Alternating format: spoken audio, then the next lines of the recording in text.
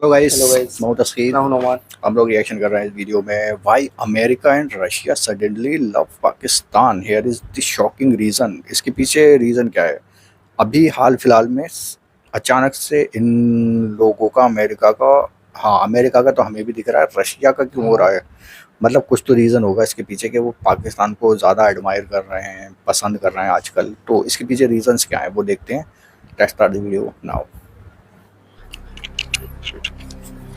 दोस्तों, कभी सोचा है कि जदीद तरीन fighter jets, missiles, guidance systems, radars, drones, जोहरी हथियारों में इस्तेमाल होने वाले आलात और इलेक्ट्रॉनिक वारफेयर में इस्तेमाल होने वाले सेंसर्स वगैरह कैसे बनते हैं? और क्या ये सोचा है कि अचानक पाकिस्तान की इंटरनेशनल अहमियत क्यों बढ़ गई है? ट्रंप पाकिस्तान से प्यार क्यों करने लगा है? क्यों? पाकिस्तान के दुनिया के दूसरे ममालिक से सफारती ताल्लुकात क्यों बेहतर हो रहे हैं? हर दूसरे दिन कोई ना कोई डेलीगेशन पाकिस्तान आ रहा होता है। आप सोच रहे होंगे कि ये दो अलग बातें हैं, इनका आपस में क्या ताल्लुक है? तो ताल्लुक है, चलो शुरू से बताता हूँ। जब हम दुनिया की जदीद अफवाज, जदीद तरीन फाइटर जेट्स, मिसाइल सिस्टम्स या लेज़र हथियारों की बात करते हैं तो हमारी तवज्जो हथियारों के बैरूनी डिज़ाइन, रफ्तार और हदफ तक पहुंचने की सलाहियत पर मरकूज़ होती है। लेकिन इन सब टेक्नोलॉजीज़ की असल जान कुछ ऐसे अनासर में छुपी होती है जिन्हें आम ज़ुबान में रेयर अर्थ मिनरल्स या नायाब अर्जी अनासर कहा जाता है। ये वो मादनियात हैं जिनका नाम आम इंसान शायद ही सुने, लेकिन ये दुनिया की बड़ी फ़ौजी ताकतों के लिए उतने ही अहम है जितने के ईंधन या यूरेनियम। रेयर अर्थ मिनरल्स का फ़ौजी दुनिया में दाखिला अचानक नहीं हुआ, बल्कि ये एक साइंसी दरियाफ्त का नतीजा था। 1940 की दहाई में दूसरी जंग अजीम के दौरान एक अमरीकी कीमियादान अलेक्जेंडर एलर्स ने रेयर अर्थ अनासर की मुनफरिद इलेक्ट्रॉनिक और मकनातीसी खुसूसियात दरियाफ्त की। ये दरियाफ्त बहुत अहम थी क्योंकि इन अनासर में इंतहाई दर्जा हरारत बर्दाश्त करने की ताकत थी, इलेक्ट्रोमैग्नेटिज्म में शानदार खुसूसियत थी और इन्हें बहुत छोटे पैमाने पर इस्तेमाल करके बड़े असरात हासिल किए जा सकते थे। उसी वक्त से अमेरिका और इसके इत्तेहादियों ने इन अनासर को जदीद असले, रेडार और नेविगेशन सिस्टम्स में इस्तेमाल करने पर तहकीक शुरू की। अगरचा इस वक्त तक इनकी तहकीक इब्तदाई मरहले में थी, लेकिन कुछ मखसूस रेयर अर्थ एलिमेंट्स को, जैसे कि सीरियम को हथियारों के फ्यूज़ और धमाका खेज़ मवाद में इस्तेमाल किया गया। ये पहला मौका था जब साइंस और जंगी टेक्नोलॉजी ने नायाब मादनियात को एक हथियार के पुर्जे के तौर पर कबूल किया। 1950 से 1980 तक का दौर सर्द जंग कहलाता है और यही दौर रेयर अर्थ मिनरल्स की फ़ौजी अहमियत का असल इम्तिहान था। अमेरिका और सोवियत यूनियन दोनों ने न्यूक्लियर टेक्नोलॉजी, सबमरीन और बैनुल बरआज़मी मिसाइल्स यानी कि ICBMs बनाने के लिए इन अनासर का इस्तेमाल बढ़ा दिया। समारियम कोबाल्ट मैग्नेट्स ने नेवी के सोनार और जेट इंजनों में इनकलाब लाया। नियोडेमियम ने छोटे मगर ताकतवर मिसाइल गाइडेंस सिस्टम्स को मुमकिन बनाया। एट्रियम और डेस्पोरेशियम को रेडार और इलेक्ट्रॉनिक वारफेयर में इस्तेमाल किया गया। इस वक्त तक रेयर अर्थ मिनरल्स फौजी राज बन चुके थे। इन पर तहकीक खुफिया रखना ज़रूरी समझा गया क्योंकि जो मुल्क इन पर अबूर हासिल करता वो वेपन की दौड़ में आगे निकलता। अमेरिका, जापान और यूरोपीय ममालिक अब रेयर अर्थ इंडिपेंडेंस की कोशिश में है। ऑस्ट्रेलिया और वियतनाम जैसे ममालिक नई कानों की तलाश में लगे हुए हैं और अफ्रीका, अफ़गानिस्तान हत्ता के कुतुब शमाली तक ज़मीन के नीचे छुपे इन अनासर की खामोश जंग जारी है। आज का कोई भी 5th generation fighter jet, smart missiles या laser weapon rare earth minerals के बगैर मुकम्मल नहीं होते। मिसाल के तौर पर F-35 जेट में 400 plus kilogram rare earth elements होते हैं। इसी तरह S-400 डिफेंस सिस्टम के हाई फ्रिक्वेंसी रेडार्स में एट्रियम और गैडोलेनियम शामिल होते हैं। इसी तरह इलेक्ट्रॉनिक वारफेयर सिस्टम्स में डेस्पोरोजियम बेस्ड शील्डिंग होती है। हेलीकॉप्टर्स में नियोडेमियम मैग्नेट्स बराए फ्लाइट कंट्रोल इस्तेमाल होते हैं। इसके अलावा smart bombs, drones, laser targeting, guidance और नाइट विजन में अर्बियम और सैमरियम इस्तेमाल होते हैं। दोस्तों, रेयर अर्थ मिनरल्स अब सिर्फ एक सनती प्रोडक्ट नहीं बल्कि एक स्ट्रेटेजिक असासा बन चुकी है। ऐसा असासा जिस पर दुनिया की बड़ी ताकतें लड़ने के लिए तैयार हैं, खामोशी से, सरमायाकारी से या शायद मुस्तकबिल में हथियारों से भी। اس وقت دنیا کی دفاعی طاقت زمین کے اوپر نہیں بلکہ نیچے چھپے ان نایاب خزانوں پر ٹکی ہے۔ خزانہ ہی ہے بھائی، دنیا میں ریئر آنے ارتھ والی منرلز کی تجارت صرف ٹیکنالوجی خرید و میں فروخت لگ رہا ہے۔ نہیں بلکہ ایک جاسوسی اور جیو پولیٹیکل کھیل بن چکی ہے، ہاں، جس کے اہم کھلاڑی ہیں چین، امریکہ، روس، یورپی یونین اور جاپان۔ لیکن اس مارکیٹ میں اس وقت جس ملک کی اجارہ داری ہے وہ ہے چین۔ دنیا کی 90% سپلائی چین پر چین کی گرفت ہے۔ چین کا نے قبضہ ہے دانستہ بھائی۔ طور پر دنیا کے دوسرے ممالک میں موجود ریئر ارتھ پروڈکشن کو اقتصادی دباؤ ڈال کر بند کروایا ہے۔ 2010 میں جاپان کو ریئر ارتھ ایلیمنٹس کی برآمد روک کر چین نے ٹیکنالوجی پر دباؤ ڈالنے کی پالیسی اپنائی۔ اس کے جواب میں امریکہ کی جوابی حکمت عملی بھی آئی۔ امریکہ نے ریئر ارتھس کو اسٹریٹجک منرلز قرار دیا۔ افریقہ، گرین لینڈ اور آسٹریلیا میں امریکی سرمایہ کاری میں اضافہ کیا۔ 2022 میں ایم پی میٹیریلز جیسی کمپنیوں کو فنڈنگ دے کر مقامی پیداوار کی کوشش کی گئی۔ ویتنام سے خفیہ معاہدے کر کے الٹرنیٹو سپلائی چین کی کوشش کی گئی۔ دوستو، چین دنیا کا سب سے بڑا ریئر ارتھ پروڈیوسر ہے جو اپنی کل پیداوار کا 60 سے 70% حصہ پیدا کرتا ہے۔ چین کے باوین پروونس اور اندرونی منگولیا میں کھدائی 1950 کی دہائی سے شروع ہوئی، لیکن 1980 کی دہائی میں اس نے عالمی منڈی پر غلبہ حاصل کیا۔ چین نے ان منرلز کو اپنی فوجی اور ٹیکنالوجی ترقی کے لیے استعمال کیا، خاص طور پر 1990 کے بعد سے جب اس نے ایکسپورٹ کنٹرول لگایا۔ امریکہ نے 1940 کی دہائی سے کیلیفورنیا اور وائیومنگ میں ریئر ارتھ کھدائی شروع کی، لیکن 1990 کی دہائی میں اس کی پیداوار کم ہو گئی جب چین نے سستے منرلز مہیا کیے۔ حالیہ برسوں میں 2010 کے بعد سے ماؤنٹین پاس اور بارک سپیئرز میں دوبارہ کھدائی کی کوششیں شروع ہوئیں۔ روس نے سائبیریا اور کورسکی خطے میں 1960 کی دہائی سے ریئر ارتھ کھدائی کی، جو سوویت یونین کے دوران دفاعی پروگراموں کے لیے تھی۔ اس کی پیداوار اب بھی محدود ہے، لیکن اس نے 2000 کی دہائی میں اسے بڑھایا۔ لیکن اس میدان میں اب پاکستان بھی کھڑا ہونے والا ہے، اور وہ بھی بڑے ذخائر کے ساتھ۔ پاکستان کے سخت اور پہاڑی علاقوں میں ریئر ارتھ منرلز کے بڑے ذخائر ہیں، جن کی مالیت ممکنہ طور پر ٹریلین ڈالرز تک پہنچ سکتی ہے۔ حالیہ جیولوجیکل سرویز نے اس بات کی تصدیق کی ہے کہ خیبر پختونخوا، گلگت بلتستان اور بلوچستان میں بسٹناسائٹ، مونازائٹ اور زینوٹائم جیسے عناصر موجود ہیں۔ پاکستان ان معدنیات کو گیم چینجر کے طور پر دیکھ رہا ہے۔ بسٹناسائٹ، مونازائٹ اور زینوٹائم، یہ تینوں ریئر ارتھ منرلز انتہائی اہم فوجی اور صنعتی اشیاء میں استعمال ہوتے ہیں، کیونکہ ان میں قیمتی ریئر ارتھ ایلیمنٹس ہوتے ہیں جیسے نیوڈیمیم، تھولیم، ایٹریم، سیریم، لانتھنم اور دیگر بہت سے۔ یہ وہ ریئر ارتھ منرلز ہیں جو جنگی طیاروں میں استعمال ہوتے ہیں، مثال کے طور پر F-35، F-17، Su-57 اور رافیل طیاروں میں۔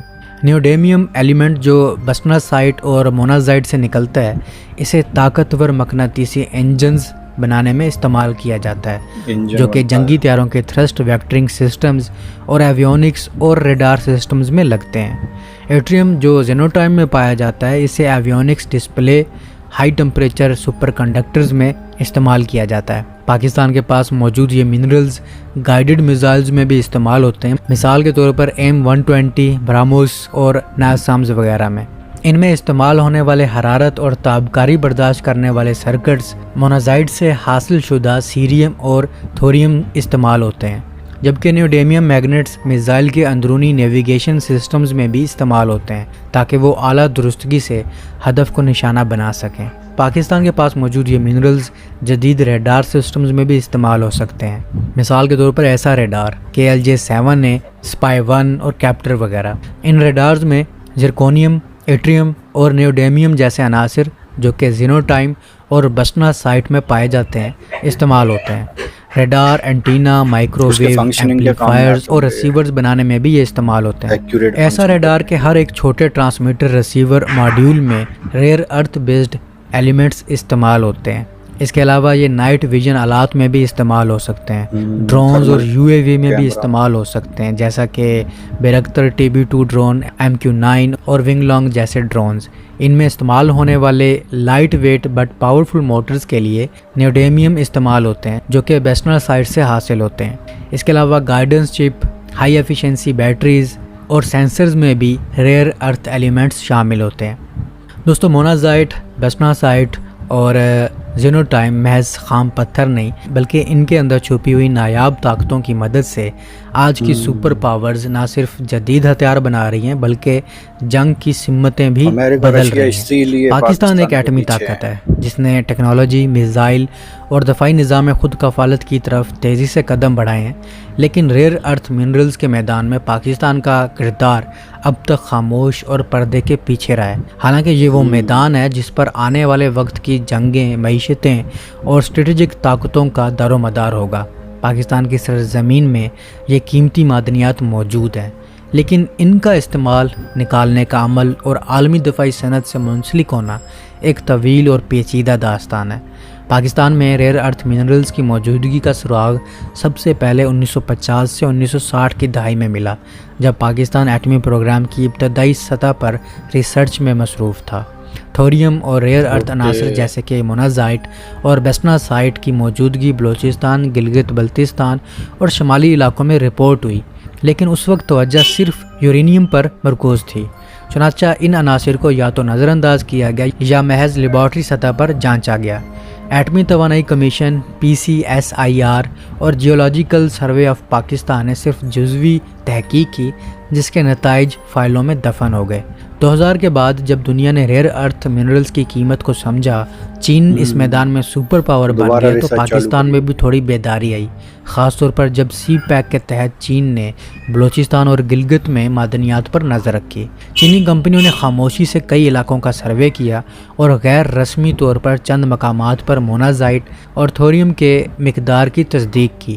پاکستان کے پاس کافی مقدار میں نیوڈیمیم، ایٹریم، سماریم اور ڈسپروزیم جیسے عناصر کی موجودگی رپورٹ ہو چکی ہے، لیکن ابھی تک یہ مکمل طور پر صنعتی سطح پر نکالے نہیں جا سکے۔ اس میں سب سے بڑی رکاوٹ حکومتی ویژن اور پالیسی ہے۔ پاکستان کی مائننگ پالیسی، ریفائننگ ٹیکنالوجی اور تحقیقاتی فنڈنگ اس حد تک محدود ہے کہ یہ نایاب معدنیات عالمی منڈی تک پہنچنے کے قابل ہی نہیں ہے۔ ریئر ارتھ نکالنا صرف زمین کھودنے کا نام نہیں ہے، یہ ایک پیچیدہ سائنسی اور کیمیکل عمل ہے جس کے لیے لاکھوں ڈالرز کی لیبارٹریز، انجینئرز اور انرجی چاہیے، جس کا ابھی تک کوئی مکمل انفراسٹرکچر موجود ہی نہیں ہے۔ ایک اور مسئلہ یہ بھی ہے کہ عالمی طاقتیں ریئر ارتھ کے ذخائر کو صرف معدنیات کے طور پر نہیں دیکھتی بلکہ انہیں اسٹریٹجک ہتھیار کے طور پر سمجھتی ہیں۔ چنانچہ پاکستان جیسے ملک کو عالمی مارکیٹ میں قدم رکھنے کے لیے سیاسی اور سفارتی چالاکی کی ضرورت ہے۔ اگر پاکستان ان منرلز کو نکال کر عالمی دفاعی انڈسٹری کو سپلائی کرتا ہے تو اسے امریکہ، چین اور یورپ جیسے طاقتور کھلاڑیوں کے دباؤ کا سامنا ہو سکتا ہے۔ پاکستان کا اس وقت تک کوئی ایسا معروف دفاعی منصوبہ نہیں ہے جس میں ریئر ارتھ منرلز کو مقامی طور پر نکال کر میزائل، ریڈار یا جنگی جہازوں میں استعمال کیا گیا ہو، لیکن خفیہ معلومات، دفاعی معاہدے اور چین کے ساتھ تکنیکی تعاون ایسے اشارے دیتے ہیں کہ مستقبل میں یہ ممکن ہے۔ چین نے پاکستان میں گوادر اور ریکوڈک جیسے منصوبوں کے ذریعے معدنیات پر اپنی گرفت مضبوط کی ہے۔ ہو سکتا ہے وہ پاکستان کی زمین سے یہ منرلز نکال کر چین منتقل کر رہا ہو اور پھر وہاں سے ریفائن کر کے عالمی منڈی میں بھی بھیج رہا ہو۔ پاکستان اگر واقعی اپنے دفاعی پروگرام کو جدید سطح پر لے جانا چاہتا ہے تو اسے نیوکلیئر ٹیکنالوجی کے بعد اب ریئر ارتھ منرلز پر فوکس کرنا ہوگا، نہ صرف ان کی مائننگ بلکہ ریفائننگ، سٹوریج اور ایکسپورٹ کے جدید سسٹمز بھی بنانے ہوں گے۔ اگر پاکستان ان منرلز پر کنٹرول حاصل کر لیتا ہے تو وہ صرف ایک دفاعی طاقت نہیں بلکہ ایک ٹیکنالوجیکل اسٹریٹجک کھلاڑی بن سکتا ہے جو امریکہ اور چین جیسے ممالک کو سپلائی کر سکتا ہے۔ پاکستان کو اب فیصلہ کرنا ہوگا کیا وہ صرف زمین کے نیچے سونے کو دفن رکھے گا یا اسے نکال کر ایک نئی دفاعی اور معاشی قوت میں تبدیل کرے گا۔ وقت کم ہے اور معدنی جنگ زوروں پر ہے۔ جو ملک خاموش رہے گا وہ صرف دوسرے ممالک کو خام مال فراہم کرنے والا مزدور بنے گا، اور جو چالاکی سے قدم رکھے گا وہ اگلی صدی کا ٹیکنالوجیکل جنرل بنے گا، بادشاہ بن سکتا۔ تو اب تک کے لیے اتنا ہی۔ سبسکرائب فار مور۔ نئے الگ الگ ٹائپ کے منرلس کے بارے میں کافی نالج ملی، سیریم، یوپوڈیم کر کے پتہ نہیں کیا کیا، بہت زیادہ ہمیں ڈیٹیل میں پتہ نہیں ہے کیونکہ ہم نے پڑھا نہیں ہے اس بارے میں، لیکن ہاں جو ہم نے اس میں ڈیٹیل سنی کہ جو منرلس وغیرہ نکلتے ہیں یہ تو سچ ہے کہ ज़मीनों से निकाले जाते हैं, वो हाँ। रिफ़ाइन करे जाते हैं और बहुत सारी चीज़ों में आते हैं। तो एक बहुत इन्फॉर्मेटिव वीडियो था, लंबा था लेकिन इंटरेस्टिंग वीडियो हाँ, होता है कि फाइटर जेट और बहुत मिसाइल्स में सारी चीज़ें कौन-कौन पता से चली। मिनरल यूज़ ड्रोन होते जो हैं। होते हैं बड़े-बड़े, ड्रोन्स में भी इन यूज़ सब होता में है यूज़ होते हैं। और उसके इंजन से लेकर जो कैमरे के सिस्टम है वो बनते हैं इन सारे मिनरल से। हमें नहीं पता था भाई ये सारी चीज़ें इसमें नाइट यूज़ होती विज़न हैं। वगैरह जो रहता है, हाँ, इन सब में लेकिन यूज़ होते हैं। हाँ, सबसे बड़ा सवाल ये है कि रशिया और अमेरिका पाकिस्तान में इंटरेस्ट क्या इसी वजह से ले रहे हैं कि हाँ, पाकिस्तान में ये सारी चीज़ें हैं, मिनरल्स वगैरह निकल रहे हैं और पाकिस्तान खुद नहीं निकाल रहा है। हाँ, जबकि चाइना का बहुत बड़ा इन्वेस्टमेंट है, वहाँ पे सड़कें बना रहा है, बहुत सारे प्रोजेक्ट हैं चाइना के। तो क्या ये पॉसिबल है कि चाइना वहाँ से इसी लालच में काम कर रहा है कि वहाँ से अपनी ये सारी चीज़ें मिनरल निकाल कर अपने यहाँ पर रिफ़ाइन कर उसको बेच रहा हो, पैसा बना रहा हो। तो ये तो भी ये भी हो पॉसिबल है, सकता है। हो सकता है ऐसा। जब पाकिस्तान के अंदर अगर ये चीज़ें हैं और हाँ, पाकिस्तान अगर खुद नहीं करेगा ये चीज़ें तो बर्बादी की तरफ जाएगा, क्योंकि वो दूसरी कंट्रीज़ जो हैं तो इन्वॉल्व फ़ायदा पाकिस्तान उठा में लेंगे वो। वो ले जाएंगी। अब तो रशिया और अमेरिका भी घुसना चाह रहे हैं पाकिस्तान में। हाँ, पाकिस्तान में अगर वो लोग भी आ गए तो बोल भी, मतलब एक तरीके से जो कह सकते हो कि सोने की जो खान है उसको हाँ, खाली कर देंगे, खोखला कर जाएंगे पाकिस्तान को, अगर पाकिस्तान अपने आप उसको नहीं बेचेगा तो, अपने आप नहीं निकाल के यूज़ करेगा तो ये हो सकता है। अब ये पाकिस्तान के डिसीजन है, वही आने वाले टाइम में वो यूज़ करता है इस चीज़ को या नहीं, ये तो भाई पाकिस्तान भी ही कर सकता है, वही बेहतर बता सकता है। लेकिन हाँ, पाकिस्तान के पास ये सारी चीज़ें हैं जो उसको आने वाले टाइम में और ज़्यादा मजबूत बना हाँ, बहुत सकती मजबूत हैं, बना बड़े लेवल पर इंटरनेशनली दिखा सकती हैं। तो आप लोग क्या कहते हो इस सारी सीन के बारे में, ज़रूर बताना कमेंट सेक्शन में। Bye bye, take care.